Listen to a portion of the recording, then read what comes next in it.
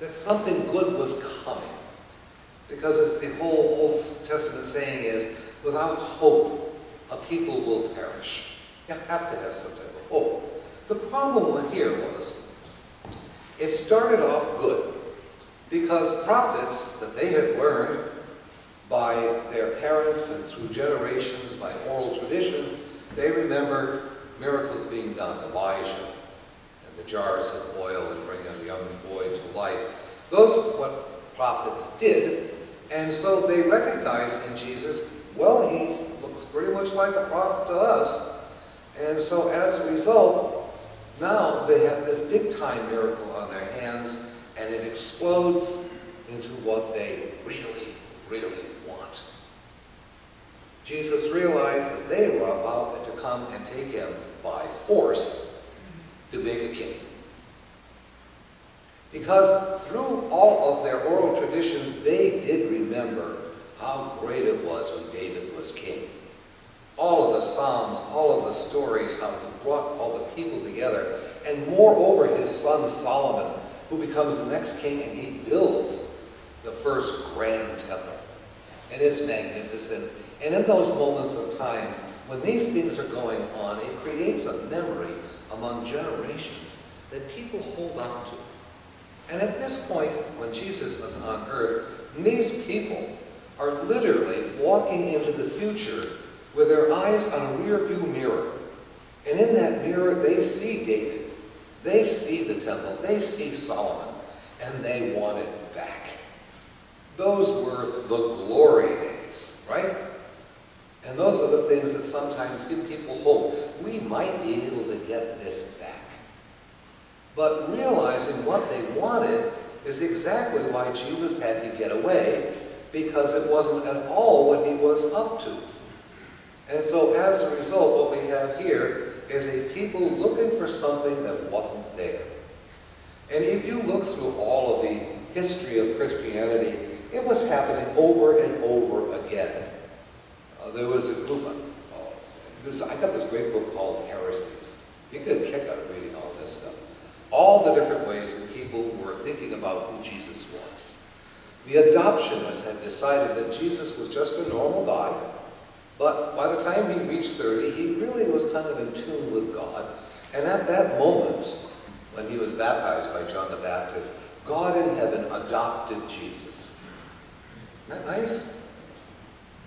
Jesus said, well, this is kind of nice. This is good. I'm adopted by God himself. It was, of course, condemned by as a heresy. There was the Marcians who had decided that Jesus' spirituality was so grand that it superseded his human body. And as a result, when he was hanging on a cross, what the people were seeing was actually an illusion. Because since he was also God, he wasn't really feeling pain. Which, of course, destroyed the whole concept that Jesus, in his humanity, actually could feel what it was feeling, to be a human being. And throughout all the ages, various theologies arose. Over in the Middle Ages, St. Anselm developed this idea of how the world works and how heaven works. And most human beings, you see, are kind of like serfs. Well, Anselm knew what serfs were like. He lived around the 11th century, and the majority of people were serfs. And he also knew that there was kind of a slight middle class, artisans, some lower earls and so on, but then there was also the king of the realm. And if a serf did something against the king's wishes, the king, of course, had a right to take his life. And so what had to be in between all that was an advocate for the serf, who would plead to the king to do something for this serf. And so Anselm could see very easily there's God the Father, then there's Jesus, who pleads for all of us serfs. And this type of theology, by the way, was the rise of how the medieval church looked at church structure. You need to remember that all you folks you see are the lowly lay folks. Did you know that? They're the lowly lay folks. And then come the monasteries, the brothers and priests, then the priesthood, and then, of course, the hierarchical structure of bishops, cardinals, and the Pope himself. And as a result, the people down on the lower level were kind of the people who really were not all that smart, and so they needed an intermediary.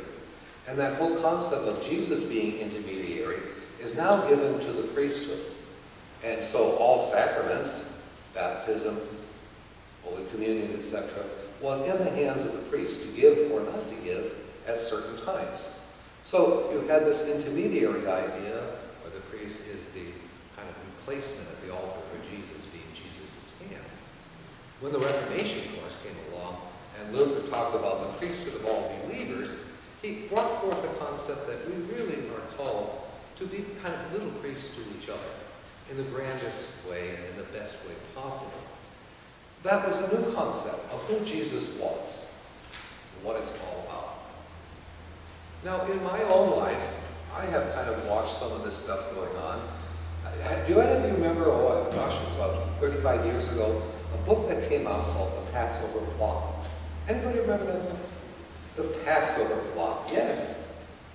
The whole idea was that the crucifixion of Jesus was a grand plan, not only of Jesus, but the disciples.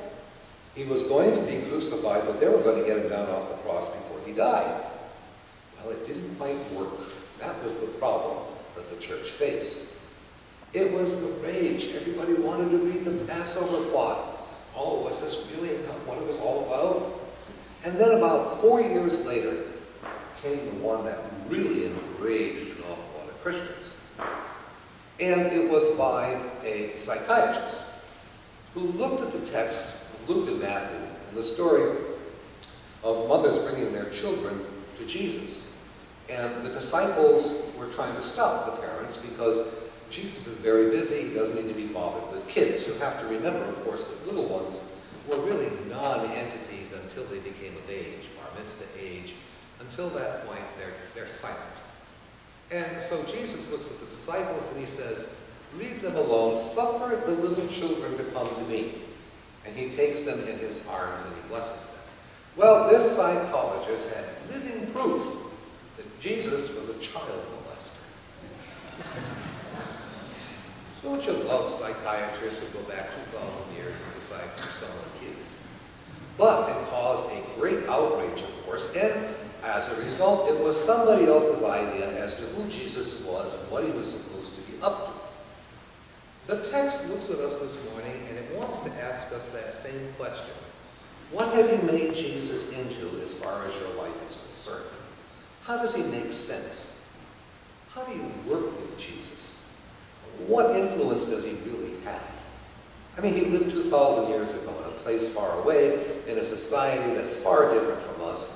We're not dominated by another country. We have this sense of freedom as Americans, don't we? Have we painted a picture of Jesus that is just kind of the wish fulfiller? Kind of the one who kind of looks upon us and doesn't see us really as all that bad. We're just kind of lost folks. And, come unto me, all you who are weary, and so on. And then all of a sudden we don't want to read the text where Jesus says, I have not come to bring peace, I have brought a sword. And we go, why don't we skip that one? I don't really like that one. Couldn't we kind of put that one aside? It's a little too harsh. I like the picture of Jesus, and you will probably remember it's a portrait by a man called Salzman. And he's at the door and he's knocking on the lantern. Everybody see that picture? That's the Jesus we really want. Sweet, kind, wonderful Jesus. And in French paintings, Jesus became almost very effeminate. He had kind of, there is a picture that I always remember that people call the Maybelline Jesus. And he looks like he has mascara on his eyes. He's kind of looking down on people, very smiling, kind of like a withering Mother McCree look on his face. But it wasn't the Jesus that you're reading out of the text.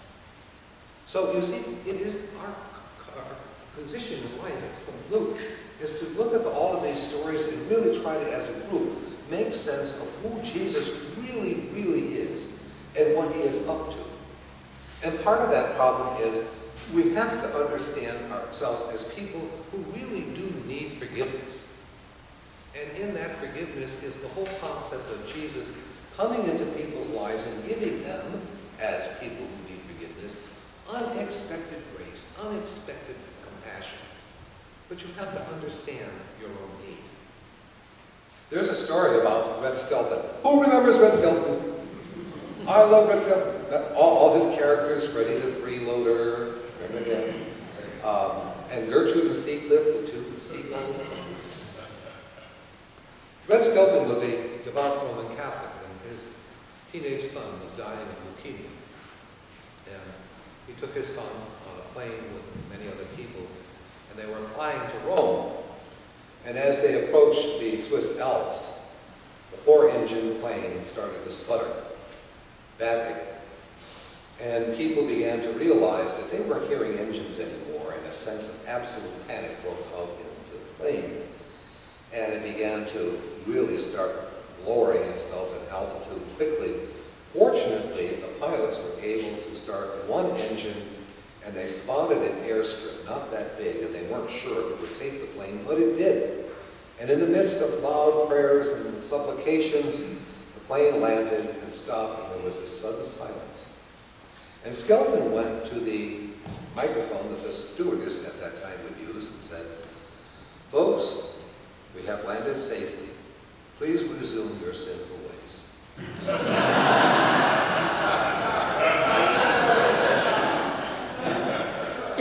Wasn't that an element of truth? I need you now, Jesus.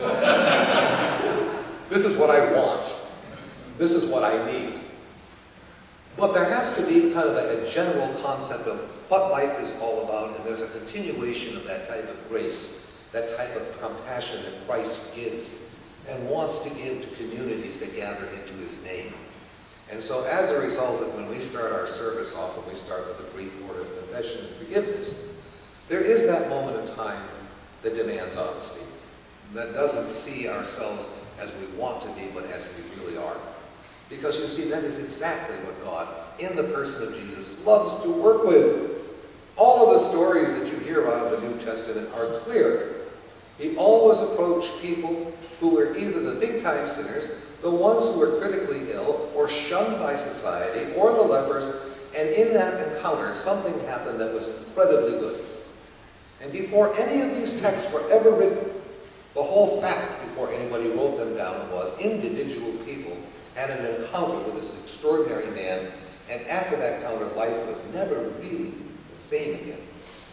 And that is, of course, our endeavor, is to find that encounter and to realize what it means in our own lives and how it pushes us out these doors, makes us think a little bit differently than we did last week. And when we do these things, little by little by little, it is that sense of faithfulness to who that Jesus really is, not the prophet, not the king, but the brother, the sovereignty of God that comes to us. And you hear it every time about how Jesus thinks about us. When the disciples said, "Teach us to pray," he said, "Our Father," not mine, ours. In short, no king, no prophet, probably, spiritually, best friend with that. Ability to forgive, wanting to do it, wanting to be with you and me. So the next time you look at someone in this church and you think to yourself, I wonder what they're up to, you might want to think in terms of, what is God up to with that person? And it will always be compassion. When we begin to understand that, it's easier to give compassion to each other. It just flows naturally. So it says, when they realize that they're about to come and take him by force, not, well, they went, by the way, they're not asking him, would you like to be king? No, you're going to make him king, like it or not. And when he saw it, he went away by himself to the mountain because he knew who he was. And he invites us to know ourselves as we really are.